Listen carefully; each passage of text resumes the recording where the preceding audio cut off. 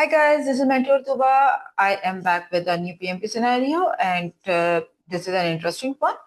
It's related to project strategic direction and strategic alignment. Let me read out the scenario first, and then we are going to discuss option by option. The scenario says that a new project manager joins a multi-year project that has been underway for almost a year. During the interview, some key stakeholders said that they do not understand why the project is undertaken and how it will help the organization.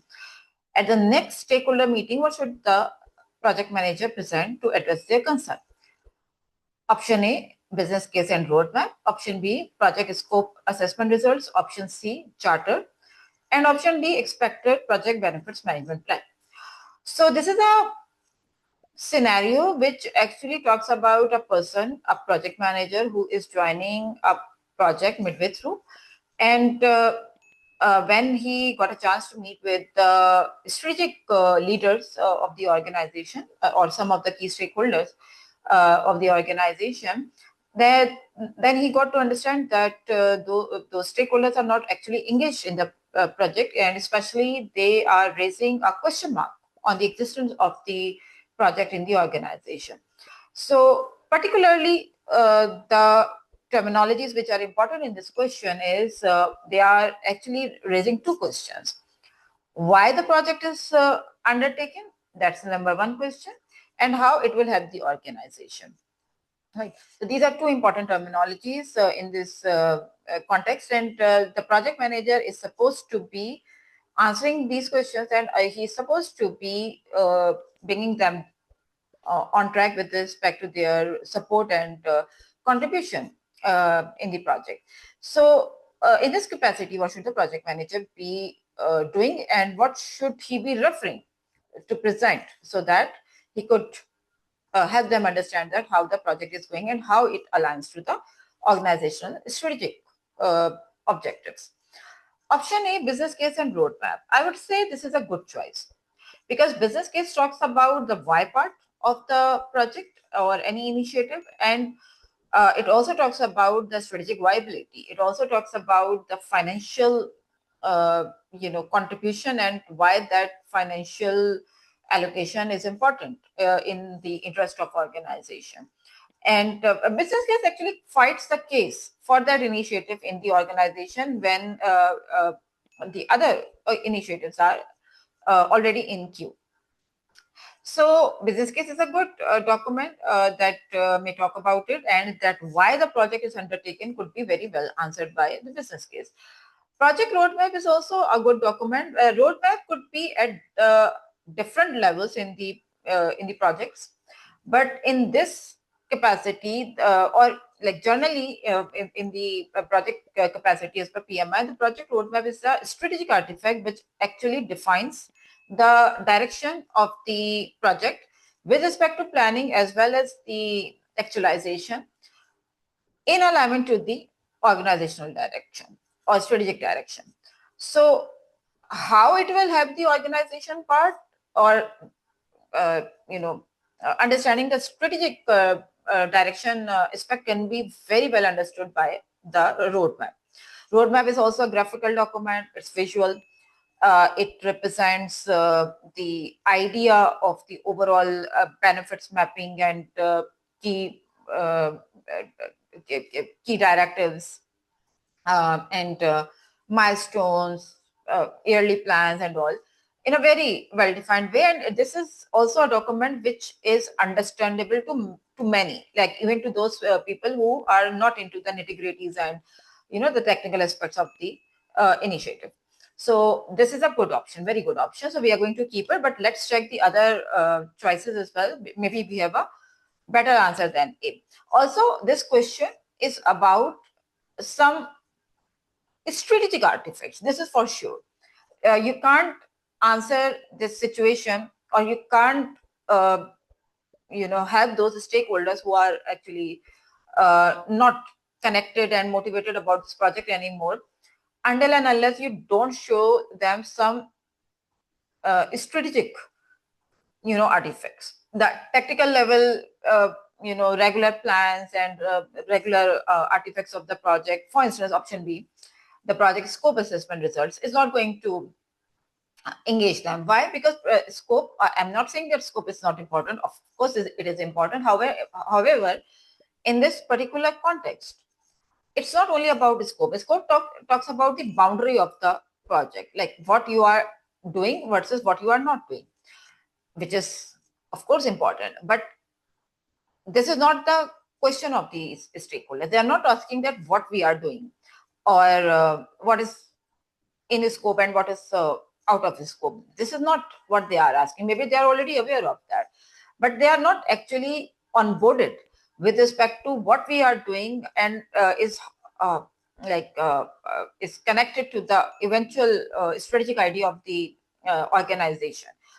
They actually want the answer of that whatever we are doing in the project, we have done or we are going to do, how that is connected to the strategic idea and how that's helping the organization moving forward. Maybe they have lost the track of that. So they need the answer with respect to some more, so some artifact which is related to the strategic alignment, like charter or business case or roadmap or any document which actually helps them with this. The regular schedule or scope or quality documents is not going to help them. So B is an outlier over here. Option C, maybe someone would ask me that why charter with respect to the business case and roadmap in option A is not going to be a better answer.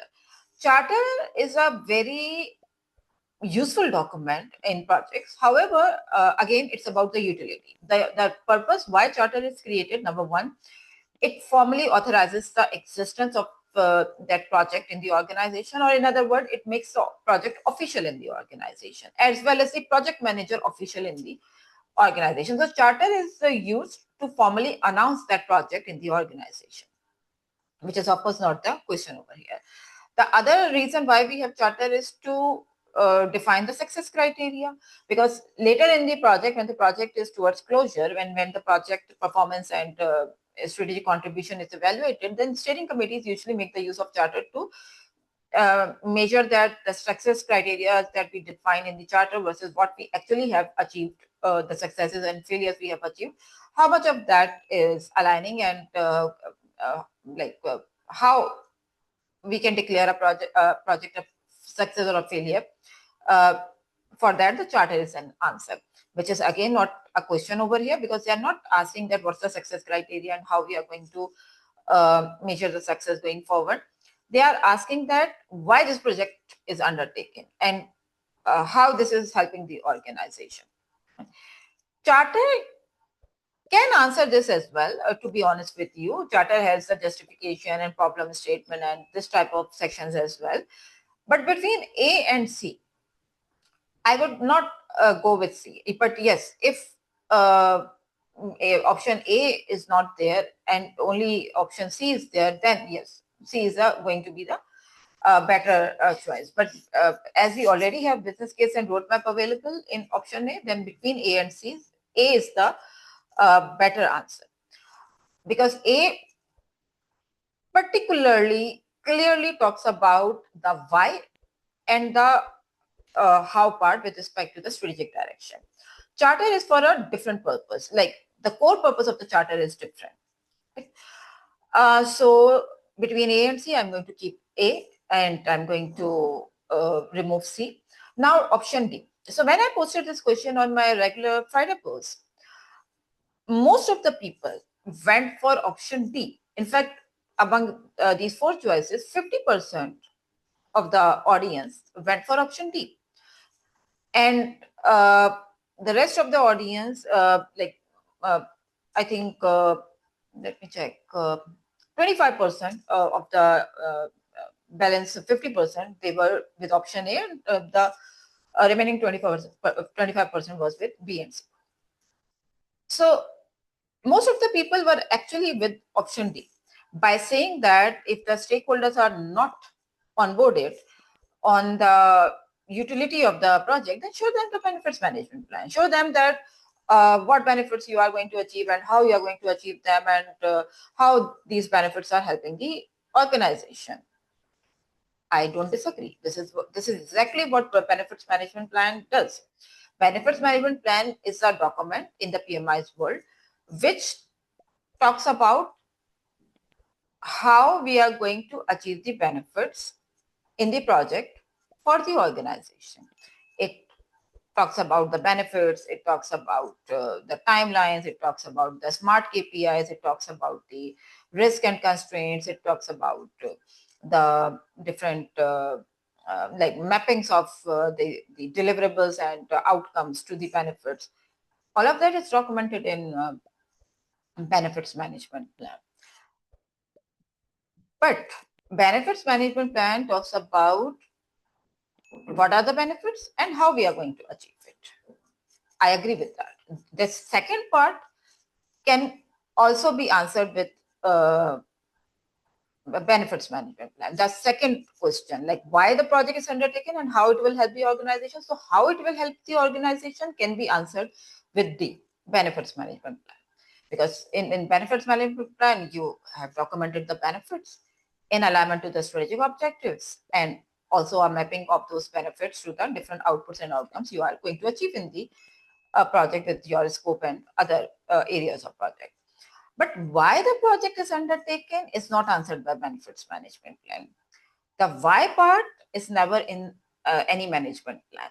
Management plan always talks about the how part with respect to that particular area. So if it's a scope management plan, it talks about how the scope is going to be formulated, the process, the tools, the techniques, the cadence, the people involved. If it is a schedule management plan, it's going to talk about how the schedule is going to be formulated, the threshold, the tolerances, the accuracies, the reporting and process and different people involved. But any management plan in the PMI's world doesn't answer the why part. Why part is always answered by any strategic artifact, like I said, business case or charter, or usually business case and charter. So on that ground, D is not the best answer. Between A and D, D is not the best answer. A is the best answer actually. I hope you like this explanation and you have understood that why D is not the best thing to do. If you still have any queries or concerns, feel free to write me in the comment area and I will definitely answer that. I will be back very soon with the explanation of a new PMP scenario. Till then, take care. Goodbye.